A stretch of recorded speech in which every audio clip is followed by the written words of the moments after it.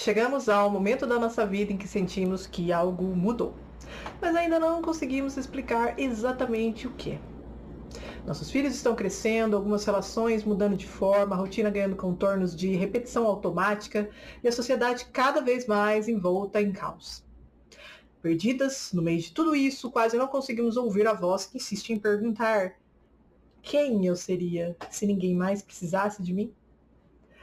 Parece algo tão descabido ter um tempo para pensar em nós mesmas no meio de tanto ruído externo. Mas a sensação persiste. Não é apenas cansaço, exatamente tristeza, é um incômodo. Como se essa parte da nossa identidade que foi construída em torno de cuidar, resolver, sustentar, de repente apenas quisesse mais. Queremos espantar para longe o desejo secreto porque ele nos desperta uma culpa silenciosa. Como se querer mais espaço, descanso ou simplesmente uma vida autêntica fosse uma coisa errada. Mas e se o incômodo não for um sinal de perda? E se ele for, na verdade, um chamado? Uma percepção nova de que aquilo que precisa desaparecer não é nosso desejo, mas aquela história antiga sobre quem acreditávamos que precisávamos ser, transformando tudo num grande final de ciclo que traz, dentro de si, um novo início. Nessa semana, o céu noturno espelha tudo isso. Temos uma lua nova em peixes, um início dentro de um fim. O último signo do zodíaco e do ano astrológico, um território simbólico que está ligado aos renascimentos que começam dentro. Ao mesmo tempo, na roda do ano, aqui do hemisfério sul, celebramos Mapão, o equinócio que coloca luz e sombra em equilíbrio e nos convida a reconhecer o que amadureceu no caminho percorrido.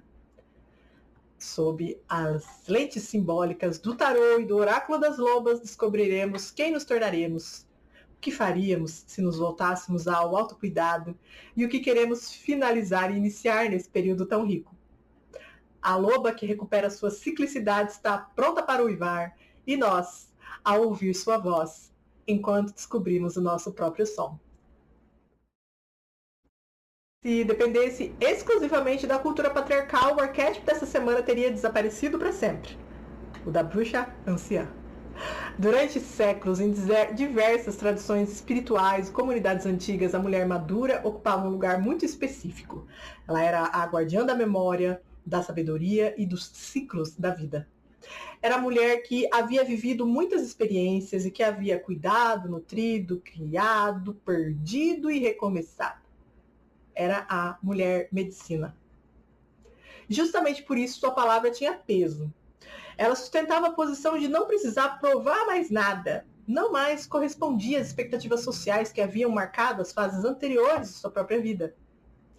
A anciã era aquela que via com clareza, não era a bruxa amada inconsciente coletiva. Mas nós sabemos o que aconteceu com ela durante mais de 3 séculos. Elas foram silenciadas, queimadas, destruídas. Essa lembrança ainda aterroriza nossos sonhos e paira sobre nós enquanto caminhamos, inexoravelmente, para a nossa própria velhice. Enquanto a sociedade segue celebrando a donzela associada à juventude, ao início, à descoberta do mundo, e muito mais à mãe, a que cuida e sustenta a vida, assistimos a discursos que reduzem ser mulher a ter um útero funcional. O valor do feminino para eles é parir, se por qualquer motivo, medicamentoso, cirúrgico, se pelo passar dos anos ou se você é uma mulher trans, sequer é considerada mulher para muitos. Esse é o lugar onde a figura da anciã praticamente desaparece. Em vez de ser reconhecida como a guardiã de sabedoria, muitas mulheres começam a se sentir invisíveis. Como se o valor social delas estivesse diminuindo drasticamente justamente no momento em que sua consciência se amplia. E não, isso daí não é coincidência. É nesse ponto que muitas de nós começamos a experimentar aquele incômodo silencioso que mencionamos lá no início do episódio e que traz consigo a sensação de que algo precisa mudar. De que talvez já não seja mais possível continuar vivendo apenas a partir de identidades que foram construídas nas fases anteriores da vida. Se durante anos fomos a mãe, a esposa, a profissional, a cuidadora, a resolvedora, agora ousamos nos perguntar quem seríamos se ninguém mais precisasse de nós? Quem sou eu sem função? Qual é o chamado da minha alma? E é exatamente aqui que a simbologia dessa lunação começa a conversar profundamente com o momento. Porque Peixes, o último signo do zodíaco, fala justamente sobre dissolução de antigas identidades e preparação para um novo ciclo. A ausência de brilho lunar desta semana é um território de transição e dissolução. Peixes e a 12ª casa astrológica na finalização de um ano astrológico. E façamos uma observação muito importante. Dissolução aqui não significa destruição, hein? É algo muito mais sutil. O momento em que uma forma antiga começa a se desfazer para que outra possa surgir. A doutora Clarissa Pinkola Estés, autora do nosso livrão vermelho Mulheres que Correm com os Lobos, nomeia isso de vida, morte, vida. Tudo o que acaba traz em si a raiz de um novo começo. Ciclicidade, lembram? É por isso que a tradição astrológica associa o signo de Peixes e o planeta regente da 12ª casa, Netuno, ao oceano. O mar, ele não tem fronteiras rígidas. Ele não se separa com clareza absoluta onde uma coisa termina e a outra começa. Nele, tudo se mistura, assim como é fluida a fronteira entre a nossa consciência e a nossa imaginação, entre o nosso eu e o mundo, muitas vezes. E quando entramos nesse território simbólico, algo semelhante acontece dentro da gente. As identidades que pareciam tão sólidas começam a perder forma. Os papéis que sustentamos por anos já não definem completamente quem somos, não. As histórias que contamos sobre nós mesmas começam a se dissolver. Emoções talvez fiquem mais sensíveis, intuições passem a surgir com mais frequência, muitas vezes nos trazendo a sensação de que estamos, enlouquecendo. Isso também gera uma sensação muito específica, essa de estar no limiar entre mundos. Não somos mais exatamente quem éramos, mas ainda não conseguimos enxergar com clareza quem estamos nos tornando. É justamente por isso que os períodos piscianos da vida não costumam trazer respostas imediatas. Eles pedem escuta. Porque, ao contrário do que aconteceu quando éramos lupitinhas jovens indo para o mundo, a reconstrução, ela começa de dentro para fora, não de fora para dentro. E olha só como tudo fica ainda mais interessante. Depois de anos atravessando o Oceano de Peixes, Netuno, desde o final de janeiro último, está tocando o território do início, do impulso vital e do nascimento da nova identidade, já em Áries. Como nós, o planeta já viveu uma passagem simbólica muito delicada. Primeiro, suas antigas formas se desfizeram no Oceano de Peixes, depois, algo novo tende a surgir com a coragem de Áries. E não estamos apenas encerrando um ciclo. Estamos, sim, nos preparando para um novo começo. Mas antes desse novo início se manifestar na nossa vida plenamente, temos que atender ao chamado da loba com o auxílio de um arcano especial, o arcano 20, o julgamento. Quando as antigas identidades começam a se dissolver, o silêncio que surge pode parecer vazio, mas na verdade ele cria espaço para que uma nova escuta aconteça. É aqui, neste momento, que o tarô apresenta um dos arcanos mais profundos no caminho da transformação, o arcano 20, o penúltimo da jornada, o julgamento. Criadas numa cultura judaico-cristã, quando ouvimos a palavra julgamento, logo pensamos em condenação, crítica ou punição. Mas no tarô, o julgamento é diverso. Ele fala de despertar. Nessa imagem tradicional, desenhada pela Pamela Colman Smith, vemos figuras humanas se levantando de seus túmulos, enquanto o anjo toca sua trombeta no céu. Sim, apesar de beber referências do cristianismo, esse arquétipo não fala de morte literal, mas de renascimento de consciência. É o momento em que algo nos chama para fora de uma vida que estava sendo vivida apenas no automático. É meio como que se a trombeta do anjo soasse com as seguintes perguntas: será que as antigas máscaras não foram o que nos levou para o túmulo? Com a chance de renascer, quem escolhemos ser? O julgamento surge quando uma versão antiga de nós mesmas já cumpriu seu papel. Ele marca aquele instante em que começamos a perceber que continuar repetindo os mesmos papéis, as mesmas respostas, as mesmas histórias, a gente já sabe para onde isso vai nos levar. Né? E é por isso que esse é o arcano da semana, porque ele simboliza a necessidade vital de transição profunda. Momentos em que somos convidadas a olhar para a nossa própria vida com mais verdade, reconhecer o que está maduro, o que terminou, o que pede para nascer. Essa lua nova em peixes dissolve essas antigas formas e nós temos toda a sabedoria da bruxa anciã para nos guiar. Né? Netuno, já no próximo passo em Áries, prepara o impulso de um novo início que está batendo na nossa porta. Então, o anjo chega e anuncia: esse é o momento de acordarmos para nós mesmas. A energia do arcano 20, no entanto, não nos incita a sairmos correndo, desenfreadas, começar tudo de novo, não. Antes de qualquer novo início, é preciso discernimento. Olhar para aquilo que foi vivido e reconhecer com honestidade o que ainda tem valor, sim, mas também o que já cumpriu seu ciclo.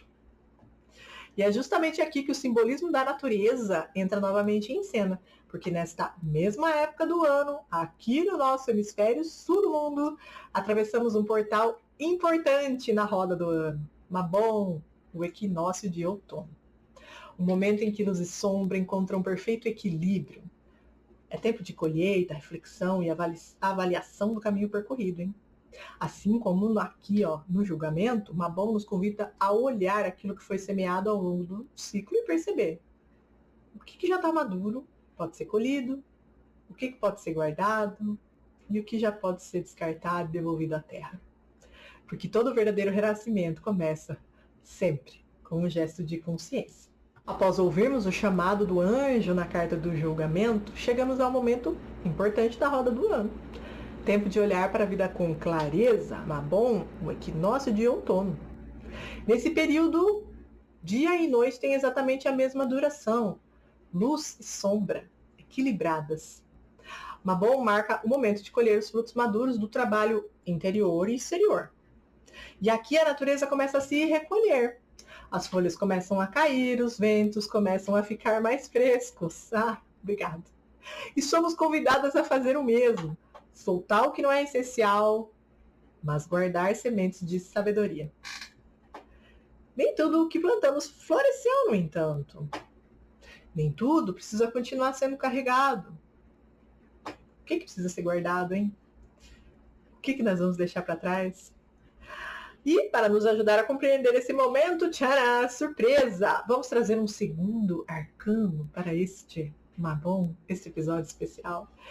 O arcano da justiça. Mais uma vez, não como punição, hein? Que remete a esse inconsciente coletivo cristão que a gente, né, vive, experimenta, aqui no Brasil especialmente, mas equilíbrio, responsabilidade e verdade interior. Nesta iconografia bem tradicional aqui do deck Waite-Smith, a figura da justiça segura dois objetos, a balança e a espada. A balança pesa, a espada decide. Primeiro, observamos com honestidade o que já foi vivido. Depois, fazemos escolhas conscientes sobre o que seguirá conosco. Este é um momento de maturidade emocional, não importa a idade que tenhamos, hein? Um momento em que deixamos de agir apenas por hábito, expectativa ou obrigação e começamos a agir com coerência. A deusa Têmis, a justiça, nos deixou aqui uma mensagem bem encorajadora que eu vou ler para vocês. Celebrem o equilíbrio, filhas da terra.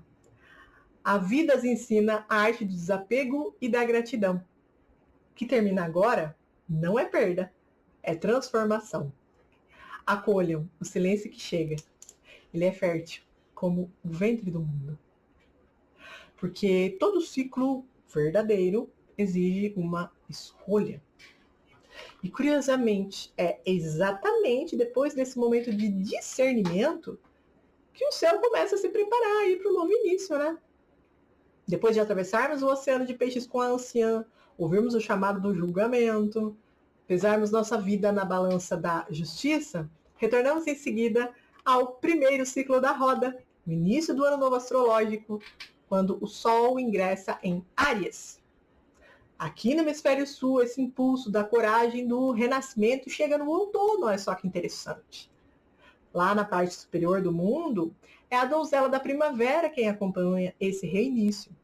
Para nós, no entanto, esse é o território da feiticeira e do mergulho para dentro.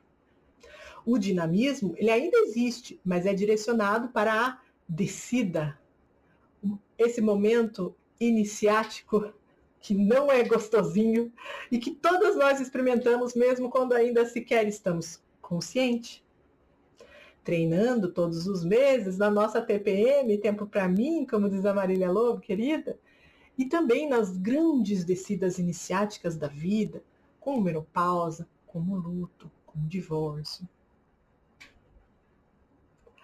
Para ajudar a despertar a consciência de todas nós, eu escolhi o início do Ano Novo Astrológico para retomar o podcast Transformando Meninas em Lobas em sua terceira temporada.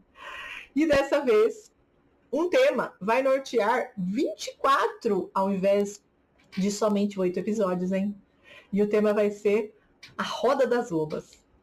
Enquanto a gente está experimentando a dissolução de peixes com a Lua, o Sol já chega ao fim do ciclo anual, recomeçando a roda astrológica na primeira casa, em Áries.